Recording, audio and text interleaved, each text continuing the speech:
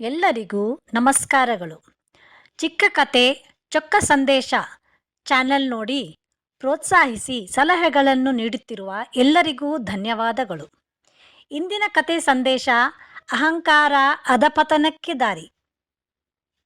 ಒಮ್ಮೆ ನಾರದ ಮುನಿಗೆ ತಾನೊಬ್ಬ ಮಹಾದೈವ ಭಕ್ತ ಎಂಬ ಅಹಂಕಾರ ಬಂದಿತು. ನಾರಾಯಣನನ್ನು ಭೇಟಿ ಮಾಡಿದ ನಾರದನು, ನಾನು ಸದಾಕಾಲ ನಾರಾಯಣ ನಾರಾಯಣ ಎಂಬ ಜಪ ಮಾಡುತ್ತೇನೆ, ನನಗಿಂತ ಪರಮ ಭಕ್ತರು ಬೇರೆ ಯಾರೂ ಇಲ್ಲ ಎಂದು ಗರ್ವದಿಂದ ನುಡಿದನು. ನಾರಾಯಣನಿಗೆ ನಾರದನ ಅಹಂಕಾರ ಇಳಿಸಬೇಕೆಂದು ತೋರಿತು.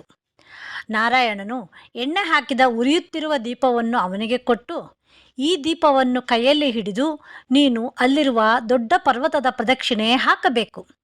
ಆದರೆ ಎಲ್ಲಿಯೂ ದೀಪ ಆರಬಾರದು ಮತ್ತು ಅದರಲ್ಲಿರುವ ಎಣ್ಣೆ ಸ್ವಲ್ಪವೂ ಚೆಲ್ಲಬಾರದು ಎಂದು ಹೇಳಿದನು.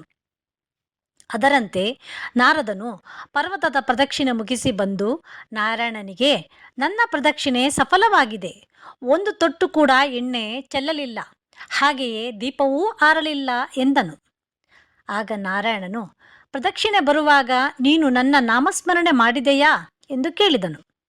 ನಾರದನು, ಹೇಗೆ ನಾಮಸ್ಮರಣೆ ಮಾಡಲಿ ಭಗವಂತ, ನನ್ನ ಮನಸ್ಸಿನ ಧ್ಯಾನವೆಲ್ಲ ದೀಪದ ಮೇಲೆ ಮತ್ತು ಎಣ್ಣೆ ಮೇಲೆಯೇ ಇತ್ತು. ದೀಪ ಆರಬಾರದು, ಎಣ್ಣೆ ಚೆಲ್ಲಬಾರದು ಎಂದು ಜಾಗ್ರತೆ ವಹಿಸಿ ನಡೆದೆ. ನಾರಾಯಣ ಸ್ಮರಣೆ ನನ್ನಿಂದ ಸಾಧ್ಯವಾಗಿಲ್ಲ, ಕ್ಷಮಿಸು ಎಂದನು. ಆಗ ನಾರಾಯಣನು, ನಿರಂತರ ಭಗವಂತನ ನಾಮಸ್ಮರಣೆ ಉಚ್ಚಾರಣೆಗಿಂತ ಮನಸ್ಸಿನಲ್ಲಿ ಭಗವಂತನ ಮೇಲೆ ಭಕ್ತಿ, ಶ್ರದ್ಧೆ ಮತ್ತು ಪ್ರೇಮ ಭಾವನೆ ಮುಖ್ಯ.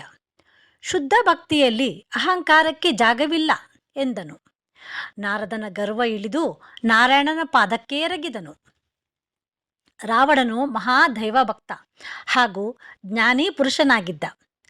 ಆದರೆ ಅವನಿಗೆ ತನ್ನ ಸಂಪತ್ತು, ಕೀರ್ತಿ, ಶಕ್ತಿ ಮತ್ತು ಜ್ಞಾನದ ಬಗ್ಗೆ ದುರಹಂಕಾರವಿತ್ತು.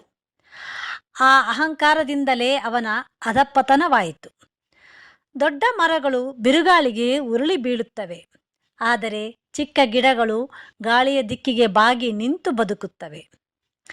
ನನಗೆ ಗೊತ್ತಿದೆ ಎನ್ನುವ ಆತ್ಮವಿಶ್ವಾಸ ಒಳ್ಳೆಯದು, ಆದರೆ ನನಗೊಬ್ಬನಿಗೇ ಗೊತ್ತು ಎನ್ನುವ ಅಹಂಕಾರ ಒಳ್ಳೆಯದಲ್ಲ. ಅಹಂಕಾರದ ಅಂಧಕಾರವನ್ನು ವಿವೇಕದ ಬೆಳಕಿನಿಂದ ದೂರ ಮಾಡೋಣ.